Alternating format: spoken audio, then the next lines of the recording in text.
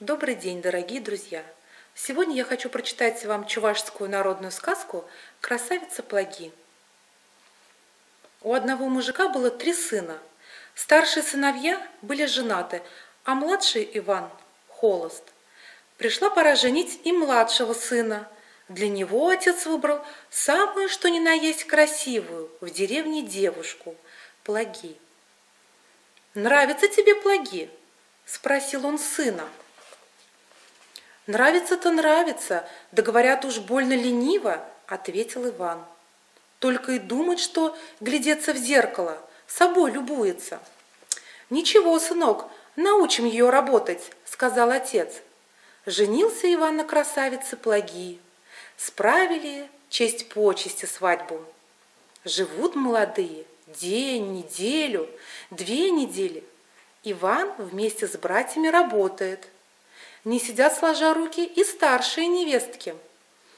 Только красавица Плаги ничего не делает.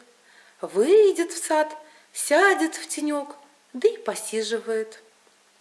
Однажды вечером, когда все вернулись с работы и сели ужинать, отец спрашивает: «Сыновья, вы чем нынче занимались?» «Пни корчевали», — отвечают те. «А вы, невестки, что делали?» «Мы пололи картошку», — говорят старшие снохи. «А ты чем была занята, голубушка?» — спросил свекор у младшей невестки. «В саду под яблоней сидела». Отец налил сыновьям и старшим невесткам по миске супа, положил по куску хлеба и мяса.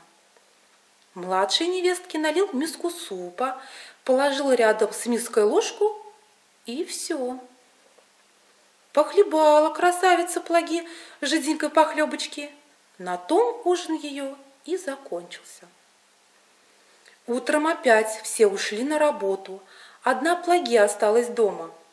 Осталась и задумалась. Неработающих здесь не кормят. Может, чем-нибудь и мне тоже заняться? Подумала так и прибралась в доме. Пол помыла.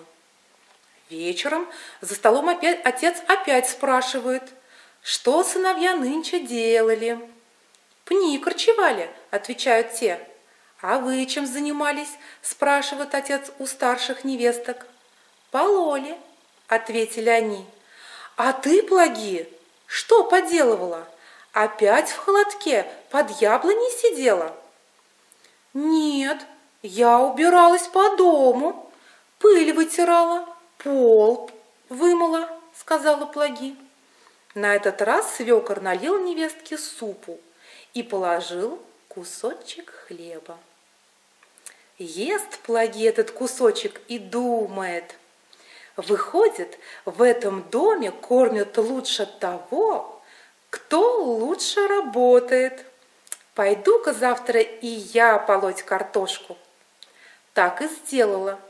Наутро встала вместе со старшими снохами и вместе же с ними до самого вечера полола. За ужином свекор опять допытывается: «Каким делом, сыночки, нынче занимались?» «Пни докорчевывали». «А вы, старшие невестки?» «Пололи». «А ты, наша красавица?»